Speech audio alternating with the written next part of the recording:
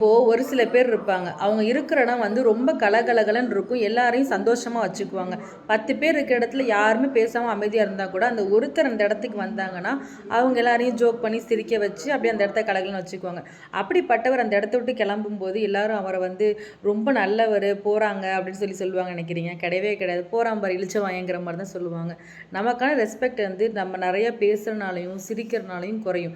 நம்ம இன்டென்ஷன் வந்து அடுத்தவங்கள சிரிக்க வைக்கணும், சந்தோஷமா வச்சுக்கணுன்ற இருந்தாலும் நமக்கான மரியாதை கண்டிப்பாக குறையும்.